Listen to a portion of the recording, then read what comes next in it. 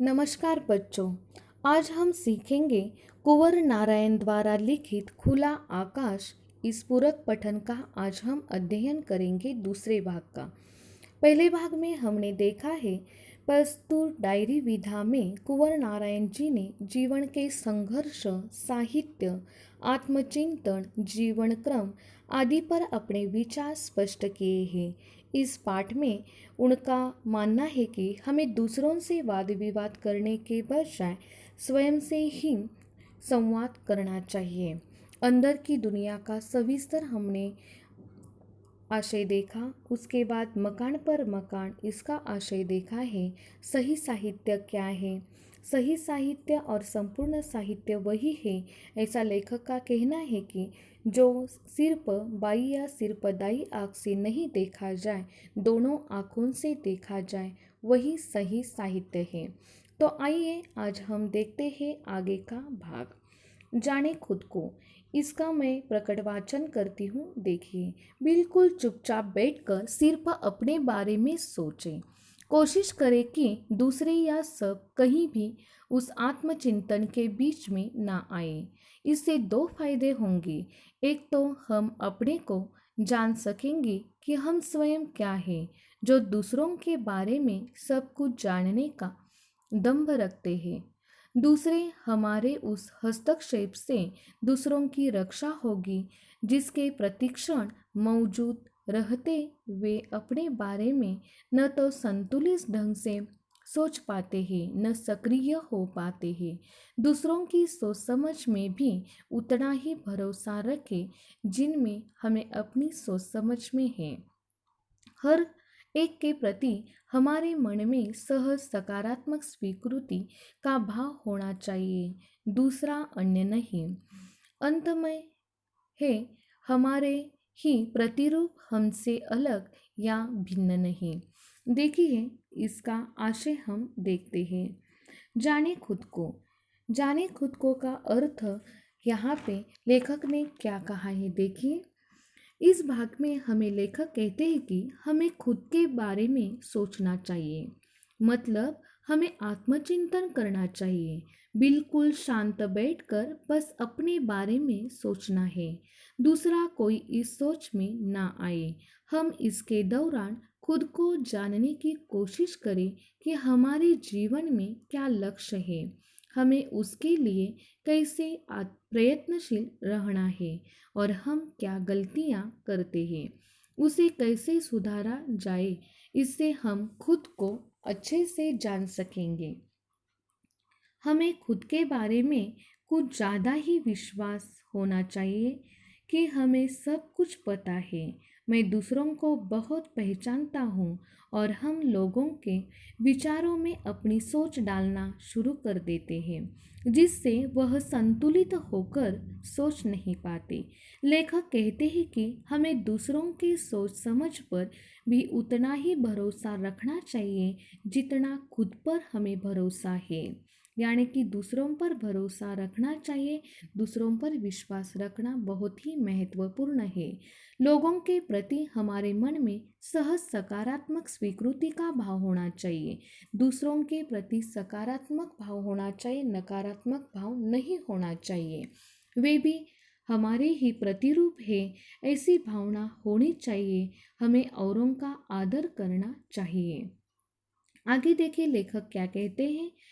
सिर्फ मनुष्य होते। कुछ लोग सोचते होंगे कि आखिर यह क्यों होता है, कैसे होता है कि आदमियों में ही कुछ आदमी बाघ, भेड़िए, लकड़बग्घे, सांप, तेंदुए, बिच्छू, गोजर वगैरह की तरह होते हैं और कुछ आदमी गाय, बकरी, भेड़, तितली वगैरह की तरह। ऐसा क्यों नहीं होता कि जिस तरह सारे बाघ केवल बाघ होते हैं और कुछ नहीं, या जैसे सारी गायें केवल गायें होती है और कुछ नहीं, उसी तरह सारे मनुष्य केवल मनुष्य होते और कुछ नहीं। लेखक सिर्फ मनुष्य होते, इसमें क्या कहना चाहते हैं देखिए।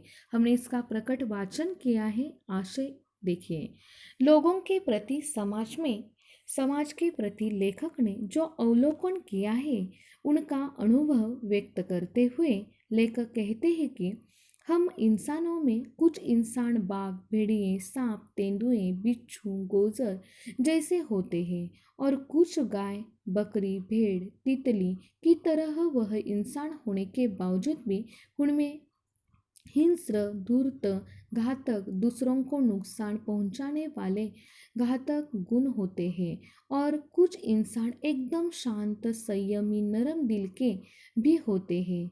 वह किसी का बुरा करने की सोच भी नहीं सकते। इंसान एक ही जाति के होके भी एक जैसे ही दिखते हैं। ऐसे विभिन्न स्वभाव के क्यों होते हैं? ऐसा प्रश्न लेखक के मन में पड़ा है। वह सब एक जैसे क्यों क्यों नहीं होते? इंसान सिर्फ इंसान क्यों नहीं होते? ऊपरी रंग रूप एक जैसा होते हुए भी अंदरूनी बदलाव कैसे पैदा हो जाते हैं?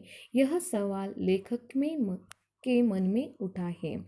आगे देखिए लेखक क्या कहना चाहते हैं। लुका छिपाकर जीना। मुझे जीवन को सहज और खुले ढंग से जीना पसंद है। चीज़ों को लुका छिपा कर, बातों और व्यवहार को रचा बसाकर जीना सख्त नापसंद है। वह चारित्रिक बेईमानी है जिसे हम व्यवहार कुशलता का नाम देते हैं।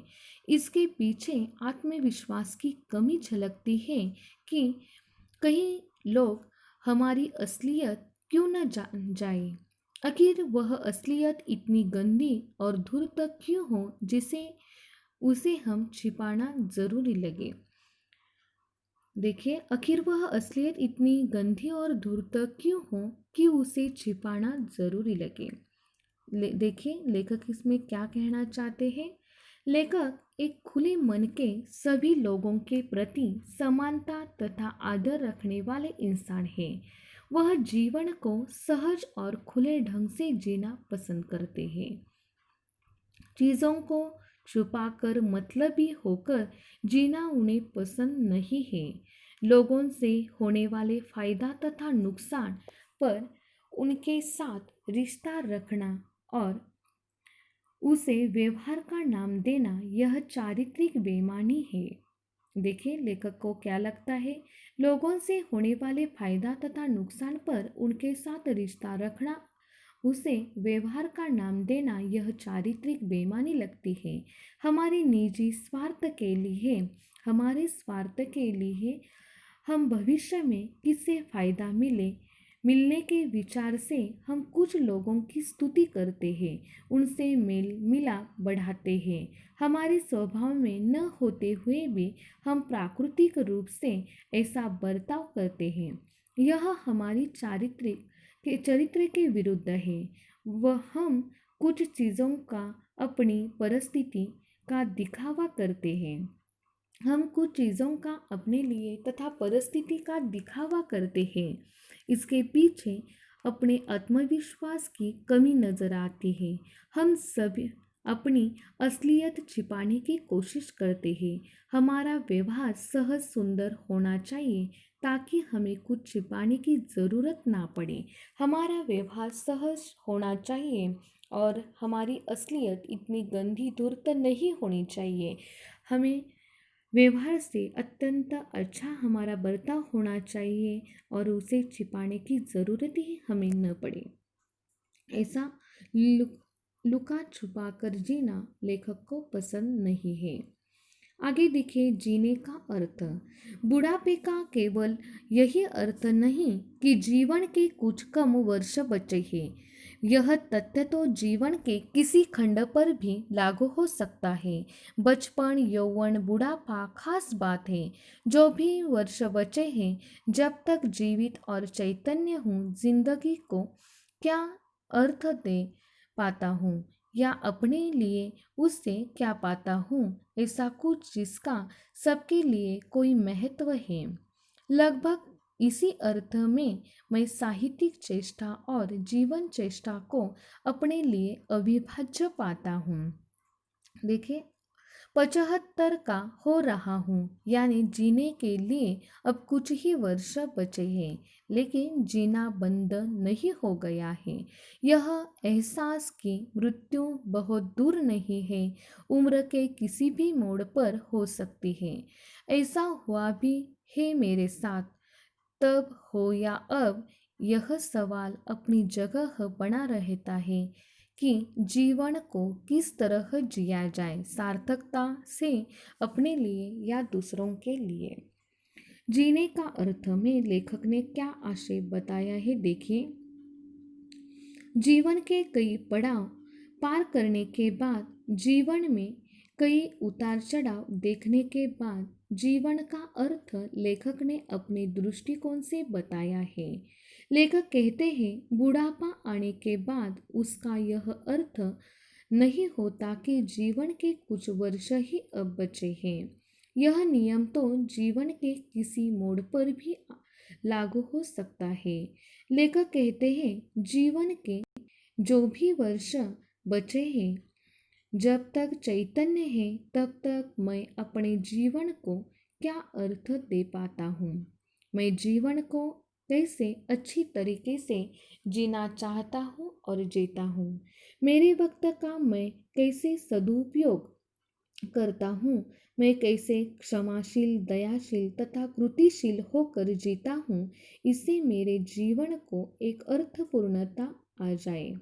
देखिए, लेखक जो उनके पास समय है, जो वक्त है, वह अच्छी तरह से जीना चाहते हैं। इसी कारण वे कहते हैं, मेरे पास जो वक्त है वह मैं कैसे बिताता हूँ, इस पर निर्भर रहता है। क्षमाशील, दयाशील तथा कृतिशील होकर जीता हूँ, इससे मेरे जीवन को एक अर्थपूर्णता आ जाए, मेरा जीवन कृतार्थ हो जाए, मेरा जीवन मार्ग, मेरा अस्तित्व सबके लिए महत्वपूर्ण हो जाए।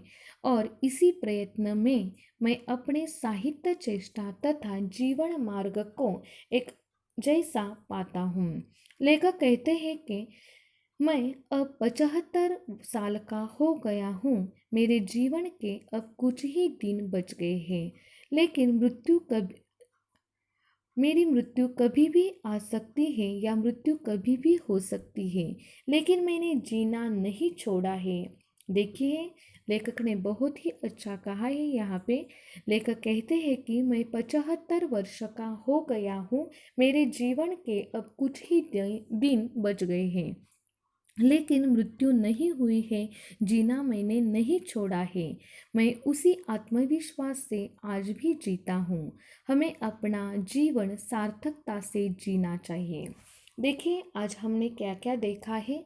हमने यहाँ पे लेखक ने जो बताया है, जाने खुद को, यानी कि स्वयं को पहचानना चाहिए।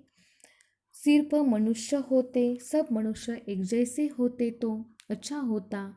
लुका छिपा कर जीना लेखक को पसंद नहीं है। जीने का अर्थ उन्होंने बहुत ही अच्छी तरह से हमें समझाया है। देखिए, आज हमने जो देखा है उस पर जो जो परिच्छेद हमने आज देखे हैं, उस पर आधारित जो कठिन शब्द है वह देखें।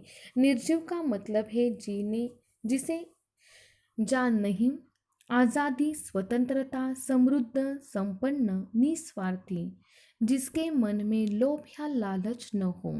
स्वार्थी, लोभ, लालच, गुंजाइश, संभावना, संकरी, पतली, कम चौड़ी, तंग, फुदकना, उछलना, कोशिश, प्रयास, स्वीकृति, सहमति। ढंग का मतलब है तरीका, गोजर, कन, खजुरा, धूर्त, ठगी, सहज, सरल, हस्तक्षेप, दखल, लकड़बग्घा, भेड़िए की जाति का एक पशु, चलायमान, चलता हुआ, चंचल, गतिशील, असलियत, सच्चाई, चेष्टा, साहस, कुशल, पारंगत। आज हमने जो जो परिच्छेद देखे हैं, पिछले भागों में भी जो हमने परिच्छेद देखे हैं, उस पर आधारित जो भी कठिन शब्द है उसको आज हमने देखा है। और आज हमने जो परिच्छेद पढ़े हैं, जिनके आशय देखे हैं, उस पर आधारित मैंने एक स्वाध्याय दिया है। वह स्वाध्याय आपको छुड़ाना है और आपके जो एडमिन हैं उनके नंबर पर आपको सेंड करना है।